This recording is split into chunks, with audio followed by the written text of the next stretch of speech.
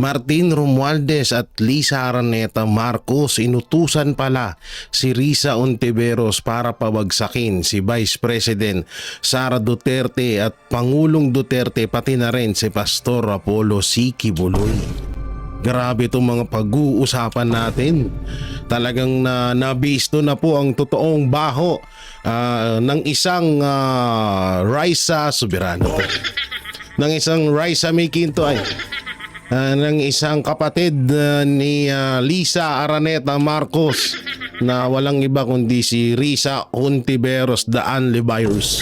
Common sense na lang mga kaibigan. Paano mababayaran ni Pastor? Paano pipilitin? Una-una nakakulong si Pastor. Wala siyang lakas. Kahit ako, halimbawa ako lang ako si Rene. Isipin mo lang maigi. Mas nakakatakot na yung ginawa ni Rene ngayon kasi nga si Risa ay nakaupo bilang senador. So sa madaling salita, napakalakas ng kapit niya. Samantalang si Pastor nakakulong, pinrish pa yung account, yun pala, paano mababayaran ni Pastor? Yang si Rene na yan, halimbawa, etong si Rene, binabayaran ng 1 million. So, syempre kung totoo man kung diba? Syempre mas tataasan mo yun. Mas tataasan mo ng presyo. Sabihin na natin mga 2 million ang ibabayad sa'yo. Paano mababayaran ni Pastor? Naka-freeze nga ang account ng KOJC. Diba? Doon pa lang common sense na. Pangalawa, paanong pipilitin yung nakakulong nga si Pastor?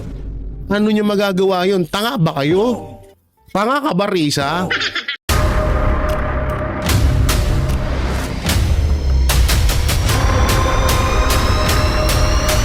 Bago tayo mag-umpisa, baka pwede niyong i-like ang video na to. Malaking bagay ang like sa aming mga content creators. Maraming salamat po.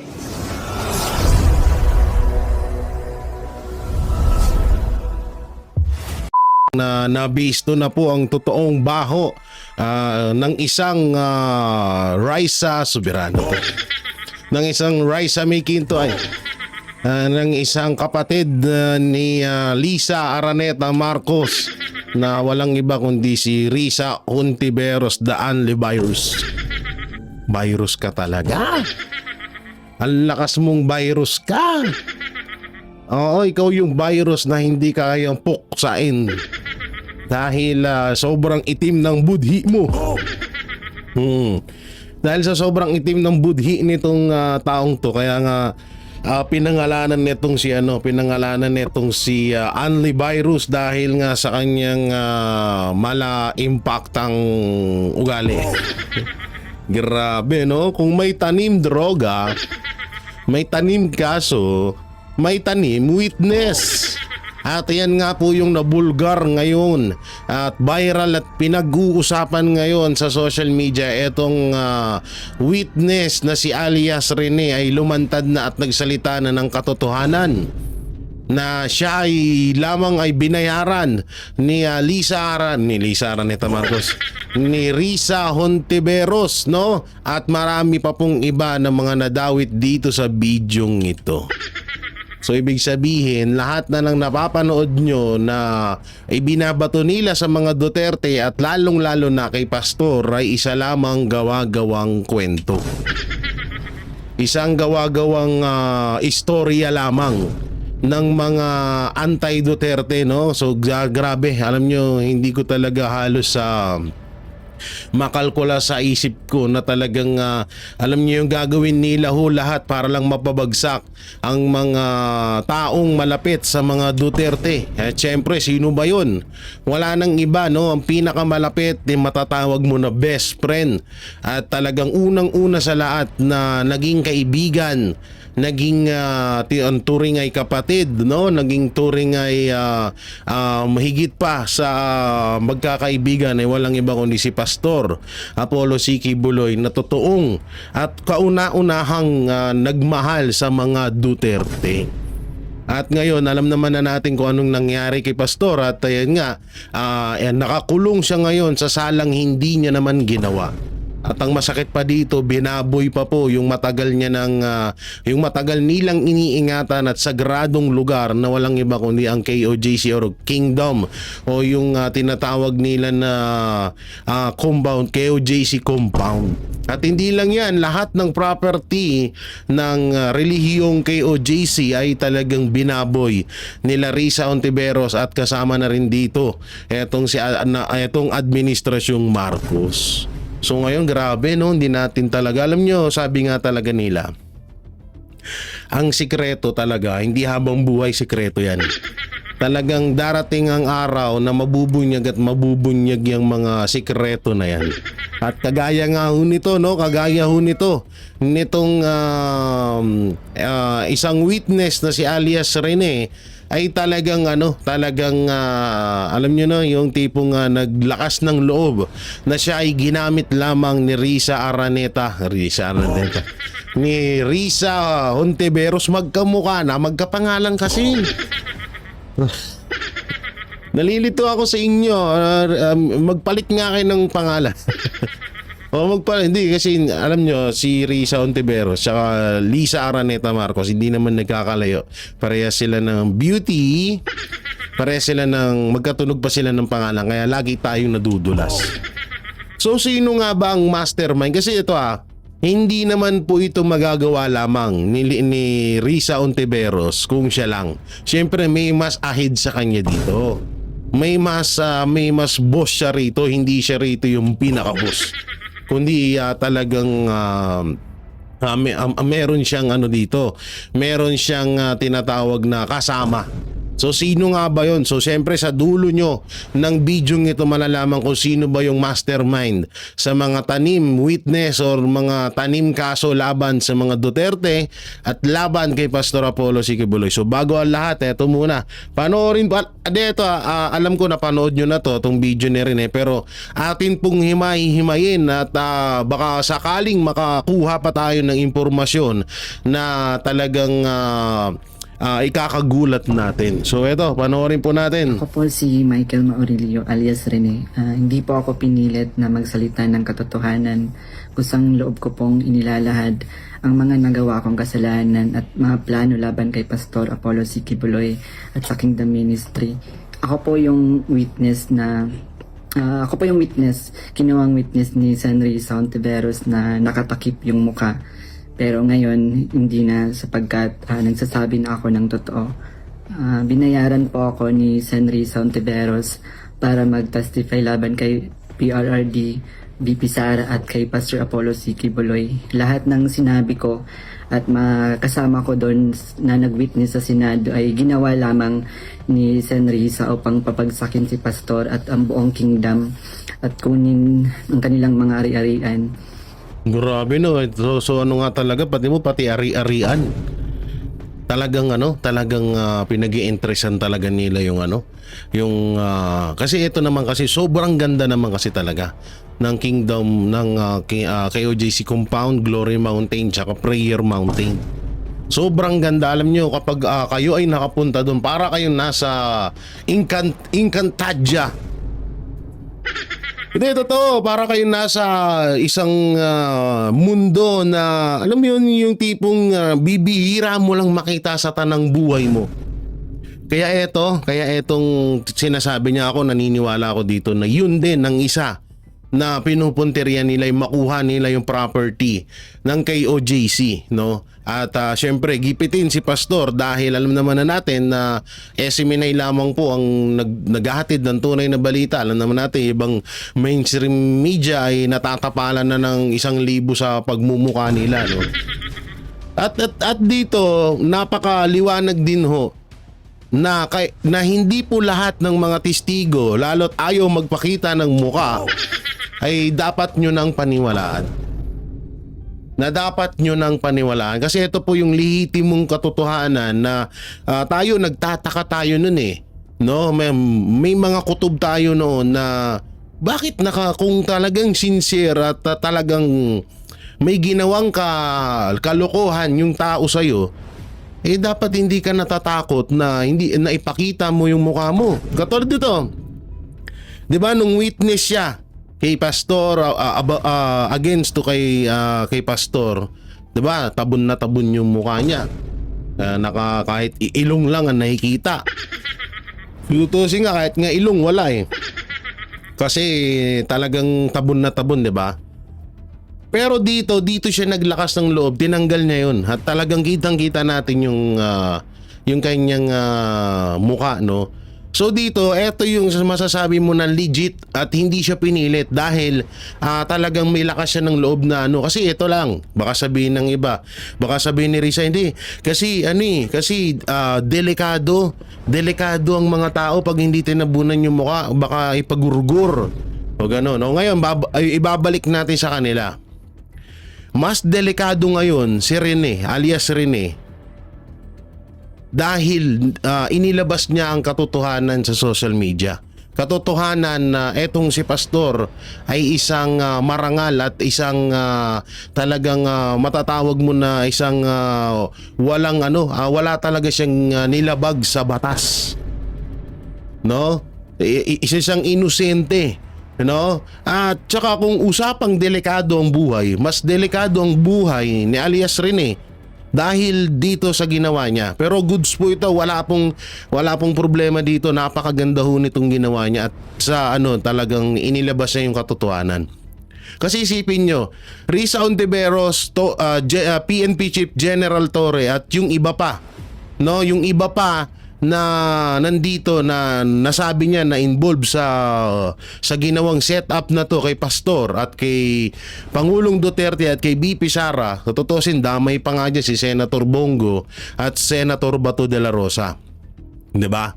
So etong ginawa niya, mas delikado siya ngayon kasi ito, Risa Ontiveros, senador yan. Torre, PNP Chief. Paano pa yung iba pang kasali dito sa tanim witness na ginawa ni Risa Ontiveros? At alam ko may mastermind niya. Sige, tuloy pa natin. Ngayon po ay hinahanap at tinatakot ako ni San Risa. Ako po ay dating full-time worker ng Kingdom of Jesus Christ na pinamumunuan ni Pastor Polo Kibuloy. Na-convert ako noong 2015 at naging full-time noong 2019 kung saan na-assign po ako sa Glory Mountain sa Davao City. Lumabas po ako ng 2021, ngunit nagpaalam po ako ng maayos at pinayagan naman ako ng Kingdom dahil may balak po akong bumalik pagkatapos ng ilang taon. Noong January 2024, nag-vlog po ako kasama ang isang ex-full-time na si Lawrence Capuno dahil nagsimula na noon yung unang pagdinig na sa Senado sa pangunguna ni San Risa Ontiveros tungkol sa mga aligasyon ng sexual abuse at human trafficking na isinampalaban kay Pastor Apollo Kibuloy. Sa vlog na yun, pinasinungalingan namin yung mga claim ni Glenda Portugal alias Amanda at nung iba pa na pawang kasinungalingan lahat. Noong February 2024, kinontak ako ng isang ex-full-time na si Shishir Bandari at inalok na maging witness sa Senate investigation ni Senador Risa. Yan yung si Shir, yung parang Bombay, yan po yung pinakaulo ng kademonyuhan na ginawa kay na ginagawa ngayon kay Pastor Apollo C. Kibuloy. Oh, yan po yan, yung yung mukhang Bombay na mukhang ipis na pagod. Oo, yun, siya yun si Shir, ang pangalan nun? Si Shiri. Wait lang, balik natin. Yan wait lang, wala tuloy. Glory Mountain na sign. Eto. Wait lang At human trafficking na isinampalaban kay Pastor Apollo Kibuloy. Sa vlog na yun, pinasinungalingan namin yung mga claim ni Glenda Portugal alias Amanda at nung iba pa na pawang kasinungalingan lahat. Noong February 2024, kinontak ako ng isang ex-full-time na si... Yan, ito siya, si Nashi Shir Bradahi. Hindi pala, Bandari. Yan po yung isa sa mga pinakademonyo na nagre-recruit, no? Yan isa sa mga walang tinatawag na utang na loob kay Pastor Kibuloy. Yang hayop na putang inang yan. Hindi pa mamatay ang hayop na putang inang yan. Ay, sorry. Nadadala na naman ako sa emosyon eh.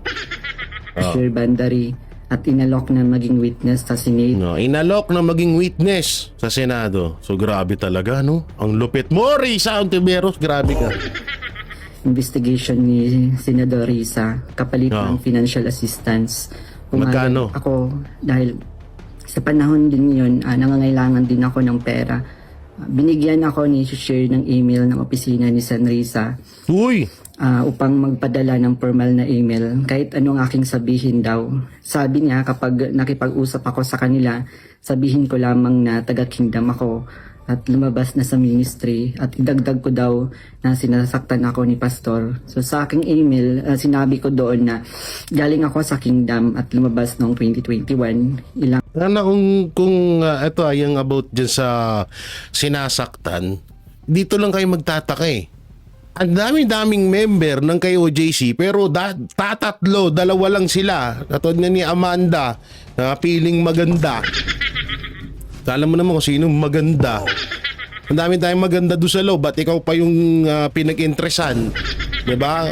Common sense lang naman. Sorry po hindi po ako nalalait pero yun ay katotohanan, no? Akala mo naman kagandahan, hindi naman. Kita ko yung mukha nun, sabi ko, kahit ganito mo ako, wala akong naging ex naging kasing pangit mo, hoy. Joke lang. Ano lang ha? Totoo naman kasi. Naisipin nyo na lang kasi na ako yung nagpapatawa lang pero eto po totoo.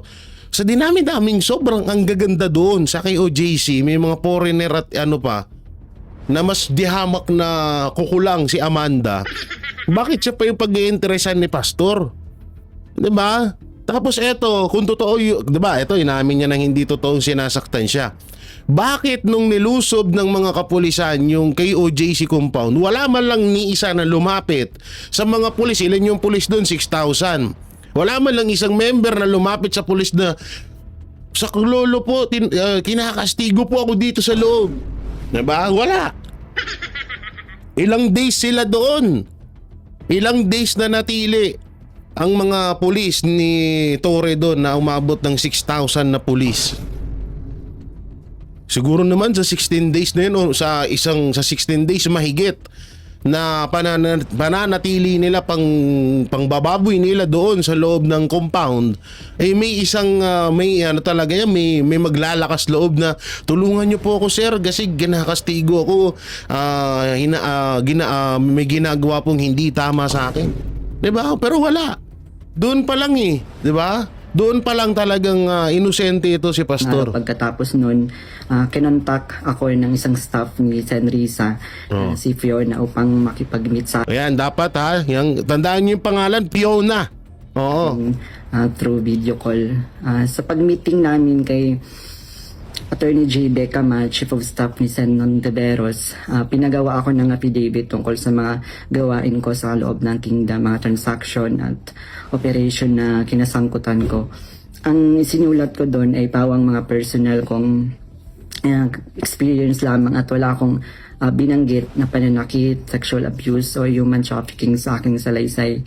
Matapos kong ibigay yung affidavit, muli kaming nag-meet ni Attorney Becama.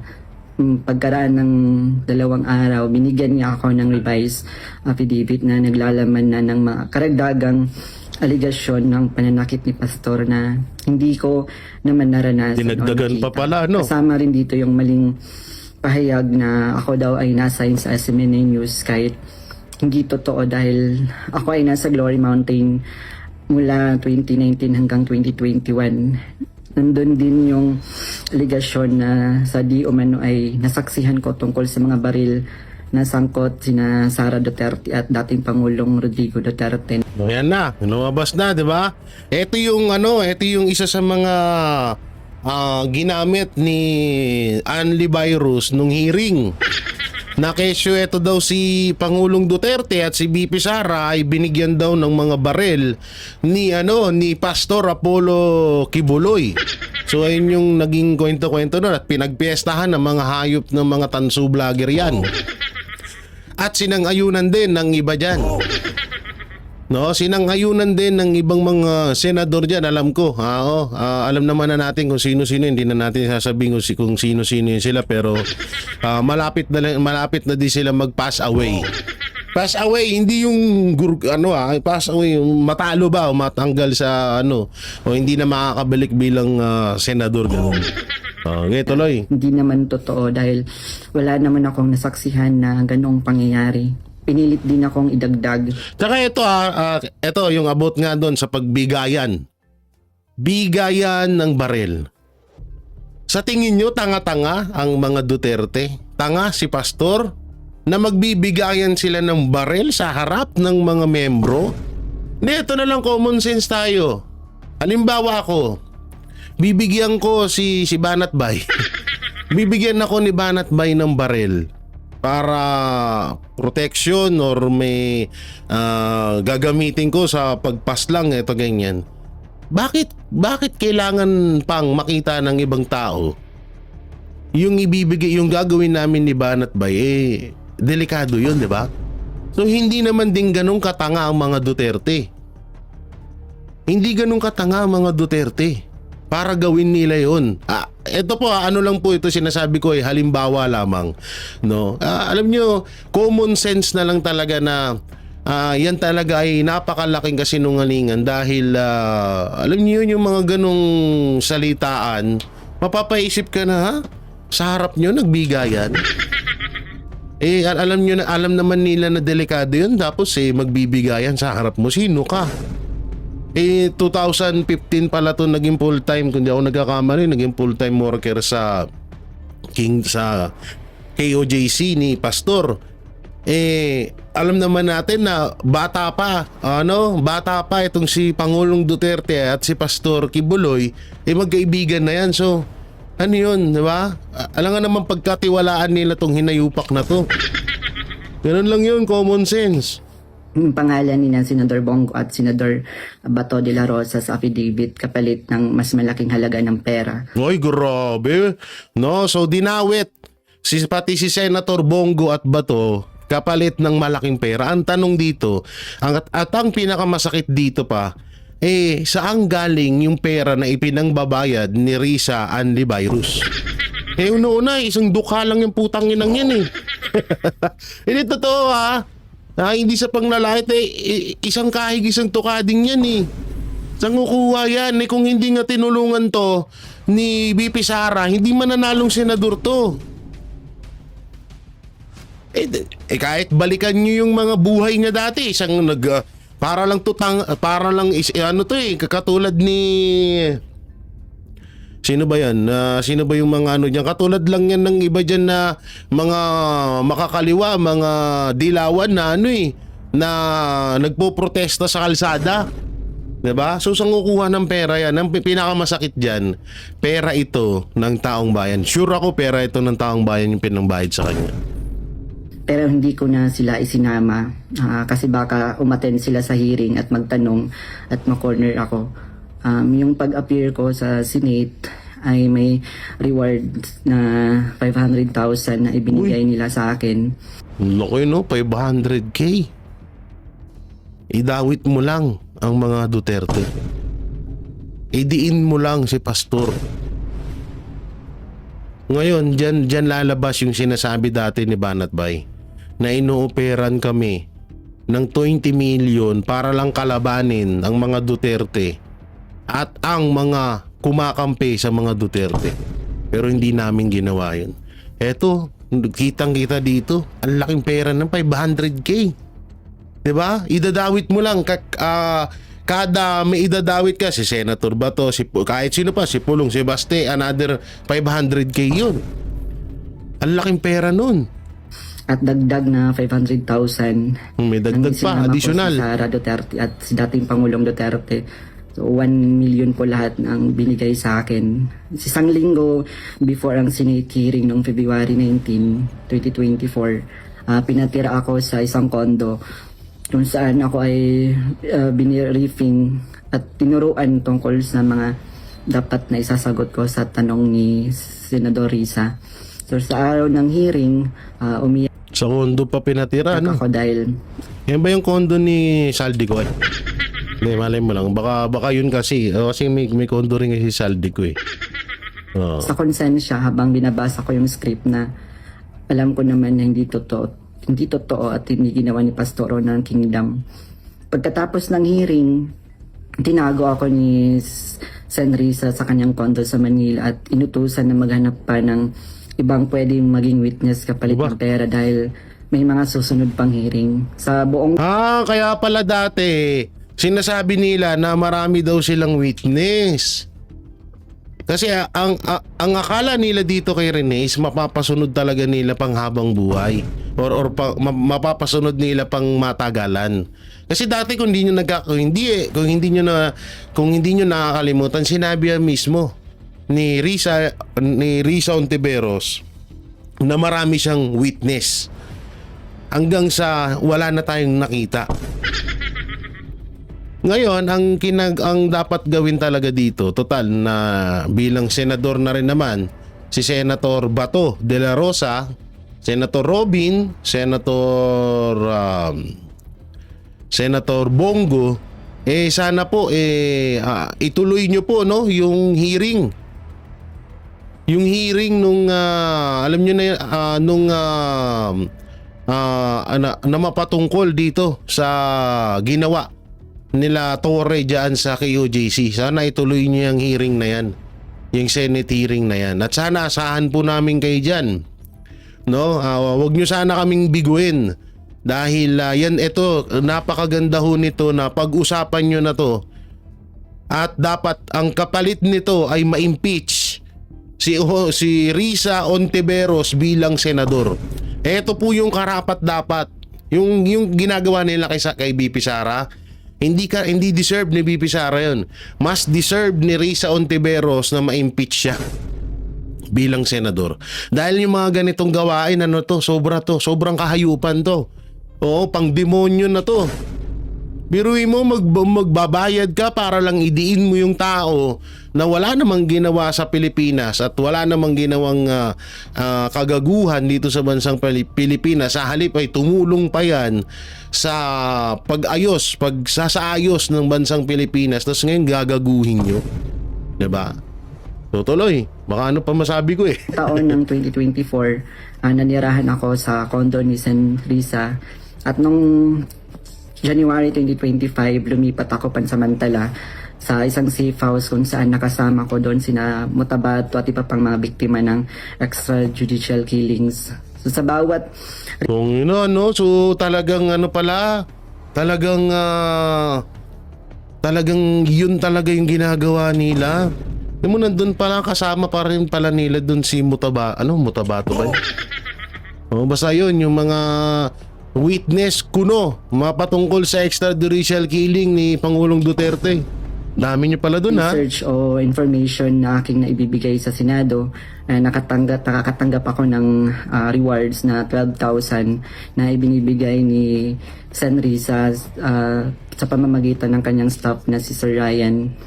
So, sa kabilang sa mga na-research ko, nagawa kong research, yung inimbentong Angel of Death daw ng Kingdom na inimbento ni alias Jackson, si Edward Masayon. Putang ina, pati yung sa Angel of Death na sinasabi ni Marantan.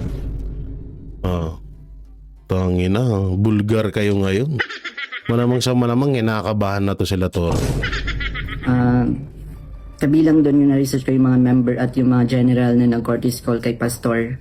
Noong August 29, 2024, nag-dinner meeting kami nila Blenda Portugal alias Amanda, kasama ang kanyang legal team na Senator ni Joanna Paula Domingo at ng Office of the Special Assistant to the President at si Attorney Ian Interina at yung kasama yung abogado ko na si Attorney Ange May Bagudyo sa isang hotel sa Quezon City. Pinagplano nila kung paano idiin ang kaso ni Pastor at ininggan niyo akong mag-file ng kaso. Sabi ni Attorney Domingo na mas maganda mag-focus kami sa human trafficking dahil mahina ang kaso sa sexual abuse.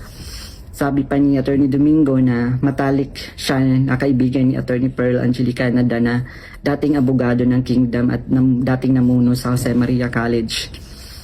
Ayon Sabi ni Attorney Domingo, sabi sa kanya ni Pearl na umalis na sila sa kingdom at alagaan mo daw si Amanda at siya na ang umawak ng kaso laban kay Pastor.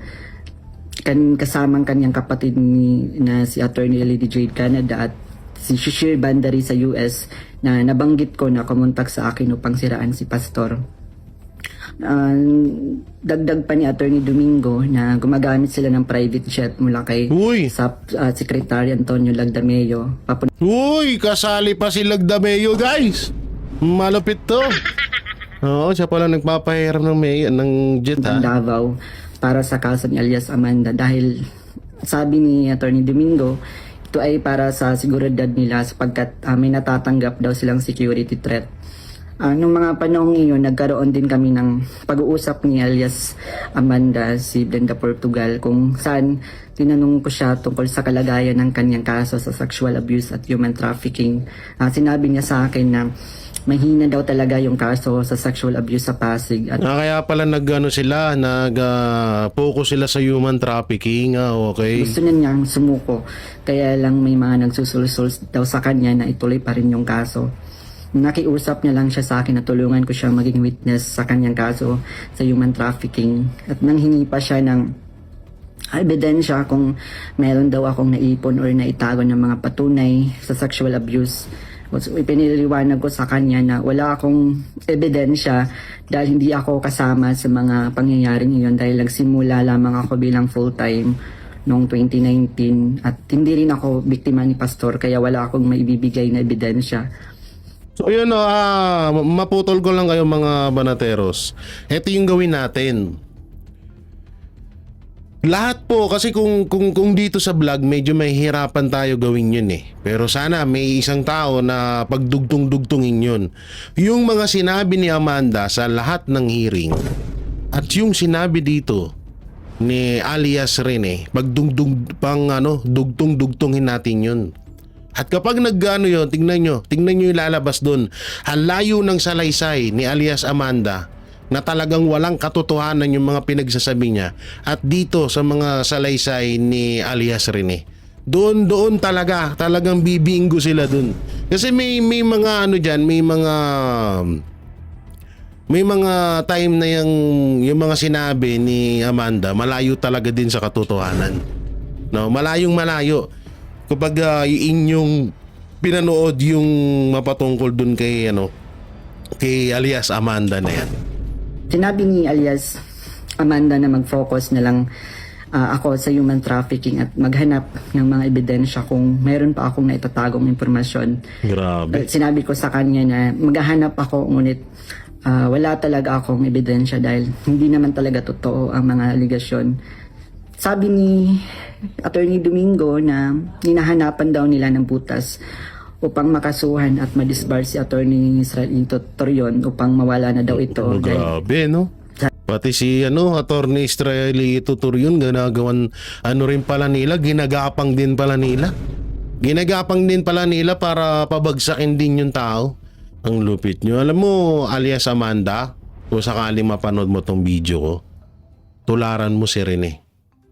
Ang hirap niyan yung ginagawa nyo, kinikim-kim nyo, yung tunay nyong nararamdaman sa isyong to. Kinikim-kim nyo na alam nyo naman na walang ginawang masama sa inyo, si Pastor at ang mga Duterte, pero minasama nyo sila. Pinagmukha nyo silang masama sa mata ng ibang tao. Alam mo kung ako sa'yo, hindi pa naman huli ang lahat. Talagang eto sa pagkakakilala ko kay Pastor at sa kay OJC, alam mo mapapatawad ka pa nila eh. Hindi pa huli ang lahat, mapapatawad ka nila. Talagang ikaw ay maging tapat sa sarili mo. Sa sarili mo kasi una-una, kapag ikaw ay nagsabi ng walang katotohanan sa isang tao, hindi ka tapat sa sarili mo dahil niloko ka nila. Hindi pala mali, niloko mo ang sarili mo. No, niloko mo sarili mo katulad na lang ng ginawa ni alias Rene. Niloko niya ang sarili niya. Lahat ng sinabi niya sa Senate hearing bilang siya ay isang witness ni Risa Anlivirus, pawang kasinungalingan lahat yun. Na ngayon ay inaamin niya. na siya ay nagsinungaling lamang ng dahil lang sa pera. Diba? So dito nakawala na siya, no? Alias Amanda, tularan mo itong si alias Rene. Minsan lang tayo mabuhay sa mundo. Dapat gumawa tayo ng makasaysayan sa buhay natin. Hindi yung ganitong makasaysayan, ha? Oo, yung para kang hindi ka magiging nito, mas kakabiliban ka ng tao at matatanggap ka ng tao sa oras na ikaw ay magsabi ng katotohanan. Dahil alam ko sa sarili mo, ako nararamdaman ko, wala talagang ginawang masama sa'yo si Pastor. Tularan mo sana etong ginawa ni alias Sabi Rene. niya magaling daw ito. So sa panahon ng KOG Sage sa Davao City nung August 24 hanggang September 8, 2024, everyday kaming nagmi-meeting kasama yung mga staff ni Senrisa, yung PNP, CIDG, nandun yung US Embassy, yung NBI, ang Department of Justice at yung mga tumiwalag sa kingdom mula sa Amerika na sina Ann Lagarder at Arlene Stone. Pinag-uusapan ang plano kung paano ma-extradite o ma-extraordinary rendition si Pastor sa US at paano pabagsakin ng kingdom. Ang pangunahing pinag-uusapan mga meeting ay ang plano sakaling mahuli si Pastor ay ang plano ay agad siyang extradite sa US at bawiin ang kaso na isinampa ni alias Amanda upang mapabilis ang extradition ni Pastor kapag siya ay nahuli. So ibig sabihin yung ginawa kay Pangulong Duterte dapat si kay Pastor dapat unang gagawin yun. So ibig sabihin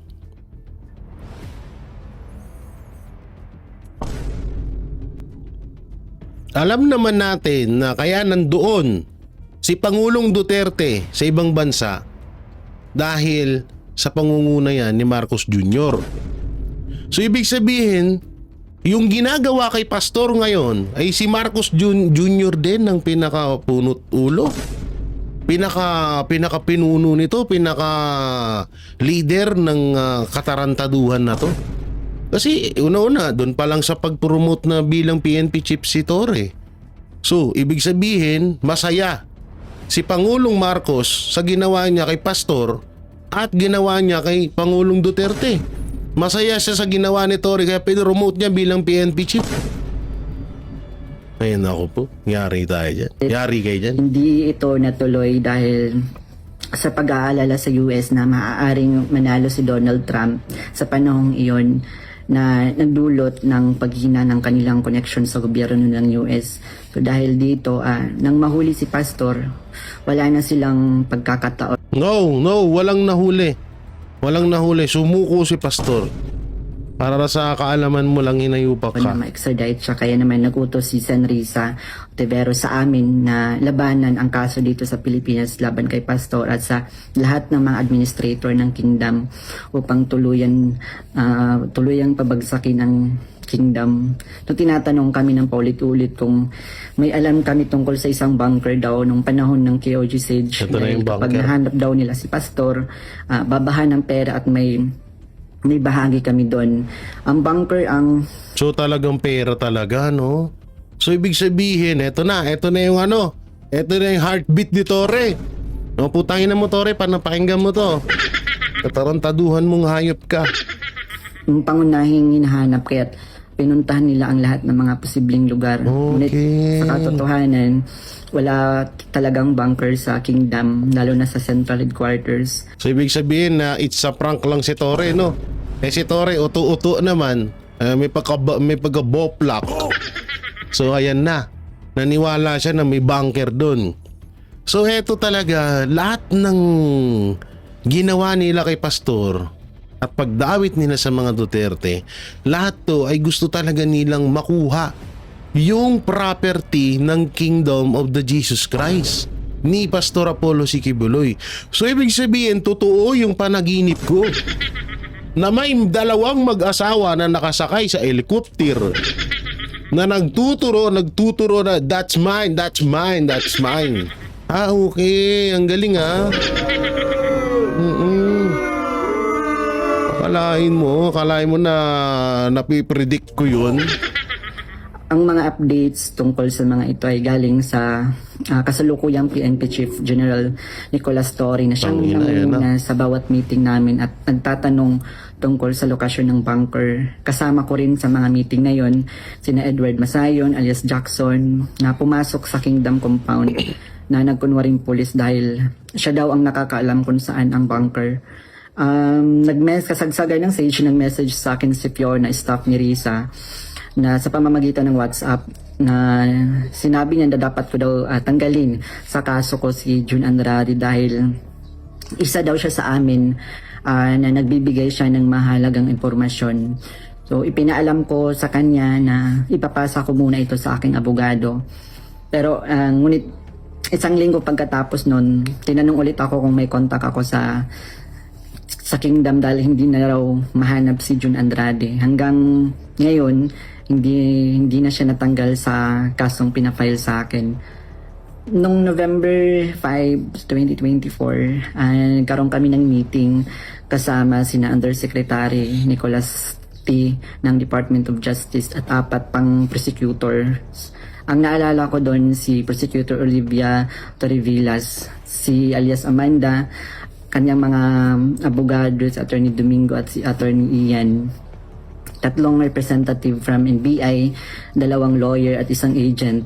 Ang sabi ni Yusek sa amin, bawat isa sa amin na nag-witness sa Senate investigation na ginawa ni Risa ay may naka-assign na mga administrator ng Kingdom na kakasuhan namin. Meron reward Kaya pala nadamay dun yung ibang mga okay. na 1 million pesos kung magpa-file kami ng kaso laban sa kanila upang tulong Basic sa kanila yung 1 million, no? daw masira. Di kasi ito alam nyo kung bakit namumuhunan sila ng malaki dito sa kay Pastor. Kasi alam nila kung sakali man ito ay pinalad at nakuha talaga nila yung property ng KOJC, ay nako. Tiba-tiba sila dun. Dun pa lang sa Kingdom Dun pa lang sa biruin mo 75,000 seater. Diba? Yung Glory Mountain pa lang, yung Prayer Mountain, naku po. Talagang mapagtataguan nila ng maraming kabataan yun para gawing NPA. Ay, sorry. Diba? Hindi, totoo naman Kaya parang basic sa kanila na magbayad ng 1 million, 2 million, 500k, 12,000. Kasi nga, alam nila at ang nakakatuwa lang dito, naitsaprang sila na may ginto doon sa sa KOJC, sa Kingdom. At mawala ang Kingdom at makuha na nila yung mga ari-arian ni Pastor at ng Kingdom. So sa akin, naka-assign yung 2 administrator na sina Eleanor Cardona at si Marlon Rosepe. Pati na rin yung 2 key person ng SMNI na si Cristina San Pedro at si Hannah Jane Sancho. May 2 ministers, si Pati ba naman din yun? Hype din. Carlo Catiil at si Rico Mandin, at coordinators na sina Grace Mandin at si Corazon Dupalag. At yung kay alias Jackson naman, yung naka-assign sa kanya yung mga lalaking administrator, katulad nila Marlon Nacobo, nasalit si Sister Elizabeth Carion. And kay alias Jerome naman, naka-assign sa kanya yung mga administrator ng mga babae na sina Neneng Lizada at si Teresita Dandan. So sa iba't ibang araw na mga meeting namin, kasama ko yung mga dating full-time worker ng Kingdom na lumabas dahil sa mga nagawang kasalanan sa loob ng ministry. Doon sina Arlene Stone at Ann Lagerder. Talagang binigyan nila ng ng mga ng talagang pinagpukusan talaga nila ng gustong lupit mo Risa. Na parehong sumasali through Zoom mula sa US na tinutulungan sila ng FBI. Si Regina Arevalo naman na siyang scriptwriter ng karamihan ng mga binabasa namin sa Senate hearing. Pati na rin yung mga kasama kong mga may scriptwriter pa nga. Tangina pang movie na to Ang lupit mo Risa fake witness na sina Tirao alias David, si Edward Masayon alias Jackson, si Juar Olimba alias Jerome, si Renita Hernandez, si Glenda Portugal alias Amanda, kasama yung chief of staff ng office ni Sen. Risa na si Attorney J. Becama at yung staff na si Fiona at si Grabe. Faye. So hanggang sa ngayon, paggawa ko ng affidavit, patuloy ang surveillance at mga planong raid sa mga ari-arian ng kingdom, kabilang ang mga Kingdom Light Congregation sa iba't ibang bahagi ng Pilipinas, yung SMNI building sa Makati, yung KOG Central Headquarters sa Davao. Talagang Bukod dito, tinatarget din yung mga anak ng mga full-time miracle workers bilang mga biktima daw ng human trafficking at child abuse. Ngayon po ay lumalabas ako upang ilahad ang katotohanan na ang lahat ng ito ay gawa-gawang kaso at plano lamang pabagsakin si Pastor at ang buong Kingdom Ministry at kunin ang kanilang mga ari-arian. Hindi ko na masikmura yung mga ipinapagawa ni Sen. Risa na kasinungalingan at ang pamimilit niya na magsampa ako ng kaso kapalit ng pera. Wala pong ginawang mali si Pastor sa akin. Puro kabutihan ang aking naranasan habang nasa loob pa ng kingdom. Lahat ng ito, sinabi ko ay upang ipagtanggol ang katotohanan kahit nakakatakot dahil sa mga malalaking tao yung sangkot. Pero ito na yung panahon upang tumindig para sa katotohanan at humihingi ako ng tawad sa kingdom family, lalo na kay Pastor Apollo Kibuloy sa mga nagawa kong mali at kasinungalingan. Ako po hindi, no? Grabe. Pati, hindi ko halos matanggap dun. Pati yung mga bata gusto nilang idamay para lang makuha nila itong mga ari-arian ng KOJC at masiraan nila rin ang mga Duterte. Ang tindi. So dito, sumagot na. Nagsalita. Wait lang. May sagot na.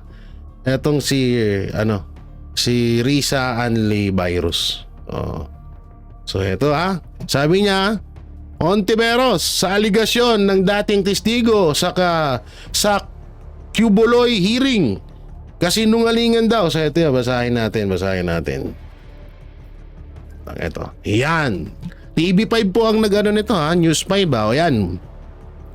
Sabi niya rito, ganyan sila kadesperado. Wow, kapal mo naman. Kaya paano kadesperado witness mo yun laban kay pastor ta sasabihin mo desperado sila. Eto, tinawag na kasinungalingan ni Sen. Risa Ontiveros ang mga aligasyon mula sa nagpakilalang dating witness sa Senate hearing ukol sa kaso ni Pastor Apollo Kibuloy. Sa pahayag na sinasabing testigo, binayaran umano siya at iba pang Senate witness ng senadora upang magsalita kay Kibuloy. Naniniwala ang Ontiveros na maaring pinilit o binayaran yung testigo. Tangina. Paano ito na lang, common sense na lang mga kaibigan. Paano mababayaran ni pastor? Paano pipilitin? Una-una nakakulong si pastor. Wala siyang lakas. Kahit ako, halimbawa ako lang ako si Rene. Isipin mo lang mamaigi. Mas nakakatakot na yung ginawa ni Rene ngayon kasi nga si Risa ay nakaupo bilang senador. So sa madaling salita, napakalakas ng kapit niya. Samantalang si pastor nakakulong, pinris pa yung account, paano yun pala. Paano mababayaran ni pastor? Yang si Rene na yan, halimbawa etong si Rene binabayaran ng 1 million. So syempre kung totoo man kung 'di ba? Syempre mas tataasan mo 'yun. Mas tataasan mo ng presyo, sabihin na natin mga 2 million ang ibabayad sa iyo. Paano mababayaran ni pastor? Naka-freeze nga ang account ng KOJC. 'Di ba? Doon pa lang common sense na. Pangalawa, paano pipilitin nakakulong si pastor? Ano niyo magagawa 'yon? Tanga ba kayo? Tanga ka ba, Risa?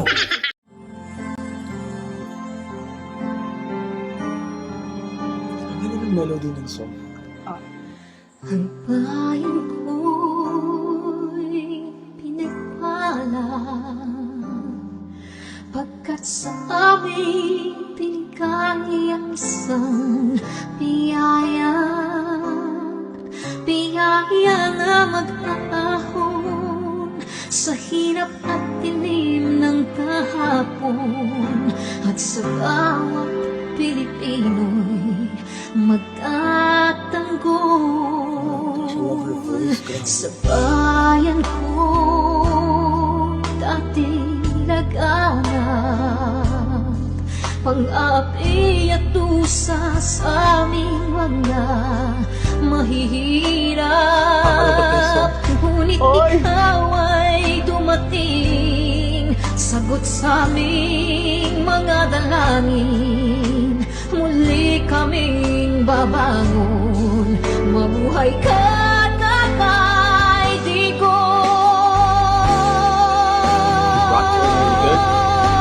Ama maraming salamat aming mga mata'y minuhulat gawain ng masasamay iyong isiniwalat ikaw lang ang pag-asa naming lahat.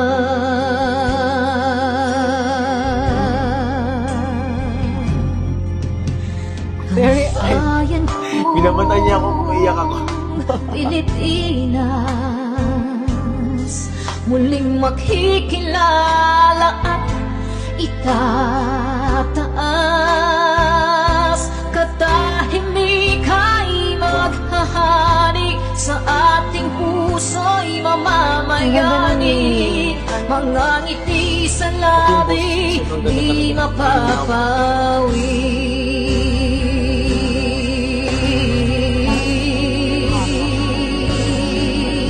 The breathing though. Mabuhay ka, Tatay Digong, maraming salamat. Ang malasakit sa Pilipino ay walang kasing tapat. Ika'y paglalaban ng iyong mga anak. Tunay kang biyaya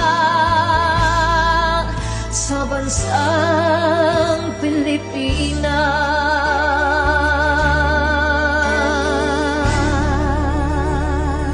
Haba. Gosh. Mabuti pa ang sardinas, may label. Eh tayo, wala.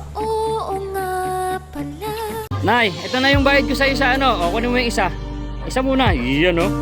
Tapos isa pa, 'di ba? 4 dapat na sardinas eh. Oh. Oh, yan. 3 na.